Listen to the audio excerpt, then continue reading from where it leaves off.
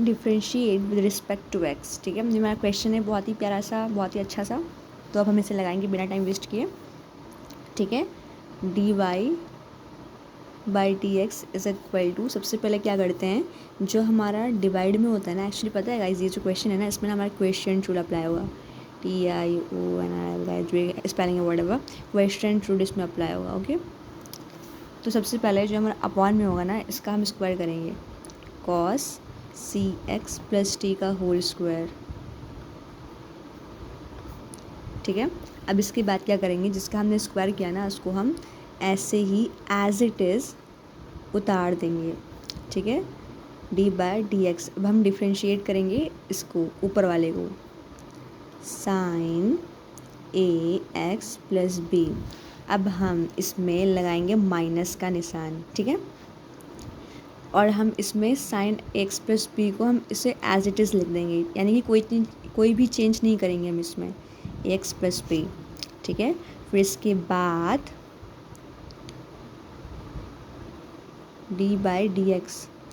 Actually पता है, जब आपको प्रैक्टिस हो जाए ना, तो डी बाई डी एक्स लिखने की आवश्यकता नहीं है। आप ना ऐसे ही लिख करके आप कंटिन्यू कर सकते हो, ऐसे डायरेक्ट भी डिफ्रेंशिएट कर सकते हो। ओके, बट यहाँ पे पहले तो मैं सिखा रही हूँ, तो उस वजह से ऐसे मैं अच्छे से कोशिश करेंगे बताने की। कॉस सी एक्स प्लस टी। ओके, तो अब हम देखते हैं अपना अगला स्टेप। इसको हम ऐसे लिख लेंगे, कॉस सी एक्स प्लस का डी इनटू में, यहाँ पे जो साइन है इसका हो जाएगा cos A x plus B. यहाँ पे ये ना, ये एज अ एक्स वर्क कर रहा है पूरा। तो भाई अगर हमने साइन का, सबसे पहले तो हम साइन का करेंगे डिफ्रेंशिएट, तो वो हमने कर दिया, साइन का होता है कॉस एक्स, राइट। तो यहाँ पे है ना, हम ना इसे एज अ एक्स मानेंगे, बट फिर उसके बाद हम ए एक्स प्लस बी को भी तो डिफ्रेंशिएट करेंगे ना।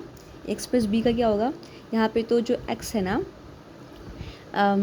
एक्स का सिंगल अगर होता तो 1 होता, बट इसके साथ है तो केवल ए होगा।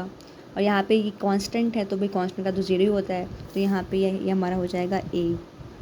ठीक है, फिर इसके बाद माइनस का साइन है, ये तो हमारा ये एज इट इज़ रहेगा, साइन ए एक्स प्लस का बी। ओके, अब यहाँ पे हुआ डिफ्रेंशिएट, तो यहाँ पे जो साइन है इसका हो जाएगा माइनस का। अब देखो यहाँ पे ना मैं जादू करने वाली हूँ, यहाँ पे जो साइन है ना, सॉरी, यहाँ पे जो कॉस है ना, डिफ्रेंशिएट होने वाला है कॉस सी एक्स प्लस डी का, तो कॉस का होता है माइनस का साइन। ठीक है ना, और ये हमारा पूरा का पूरा इतना जो टर्म है, ये हमारा मल्टीप्लाई में है, इस तरफ इतना टर्म मल्टीप्लाई में है, माइनस के इस तरफ का पूरा जो है वो हमारा प्रोडक्ट में है टर्म्स, और माइनस के इस तरफ के जो है पूरा का पूरा एक टर्म है, ये हमारा प्रोडक्ट में है, राइट। तो ये माइनस का है, ठीक है ना, तो यहाँ पे मैं माइनस का साइन एक्स लिखूँ, इसकी जगह पे मैं यहाँ पे जो माइनस टू मैंने लगाया है ना, मैं इसी को प्लस कर दूँगी। भाई माइनस माइनस प्लस होता है ना, यहाँ पर माइनस है, इसका भी माइनस इसमें मिल जाएगा, मल्टीप्लाई हो जाएगा, यहाँ पे प्लस हो जाएगा, राइट। तो यहाँ पे माइनस का, तो यहाँ पे हम केवल का यहाँ पे लिखेंगे साइन, ठीक है ना, साइन, और इसको हम एक्स, ठीक है, साइन सी एक्स प्लस टी। तो यहाँ पे हमने एज अ एक्स इसे माना है, तो हमने केवल साइन को किया डिफ्रेंशिएट, बट अब हम सी एक्स प्लस टी को भी तो करेंगे ना डिफ्रेंशिएट, तो यहाँ पे आ जाएगा सी। ठीक है ना, अब यहाँ पे ये चीज़ वैसे ही रहेगा, कॉस सी एक्स प्लस टी का होल स्क्वायर। ठीक है, अब देखिए नेक्स्ट स्टेप हमारा,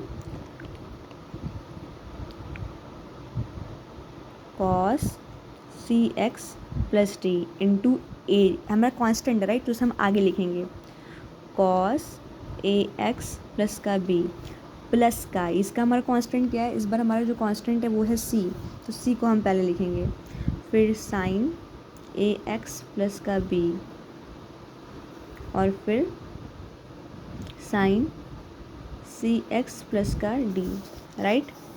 देन अगेन हमारा जो नीचे है ना, उसे हम एज इट इज उतार देंगे, सी एक्स प्लस टी। अब देखिए, अब ना हम इसे सेपरेट कर देंगे, cos C x plus T into A cos A x plus B upon का कॉस सी एक्स प्लस टी। पता है ना, मुझे दुनिया के सबसे अच्छा क्वेश्चन लगता है, पता नहीं क्यों, जब से मैंने इसे सॉल्व किया है ना, मुझे क्वेश्चन अच्छा लगता है, बस ऐसे ही। और फिर यहाँ पे जो सी है, ये हमारा पहले आ जाएगा, sign a x plus B. ऐसे कुछ क्वेश्चन है जो मुझे बहुत पसंद है, इनकी संख्या थोड़ी ज़्यादा है, कुछ ही है मगर 6 प्लस टी। अब देखो यहाँ पे जो था ना हमने इसे सेपरेट कर लिया, ठीक है ना, इस टर्म को इसके नीचे कर दिया और अब इसके नीचे हम इस टर्म को कर लेंगे कॉस सी एक्स प्लस का डी इसका होल स्क्वायर। अब बहुत ही ईजी है इसके आगे का, ठीक है ना। देखिए क्या करेंगे, यहाँ पर cos 6 प्लस टी है, यहाँ पर भी cos 6 प्लस टी है, तो इससे एक कट जाएगा ना।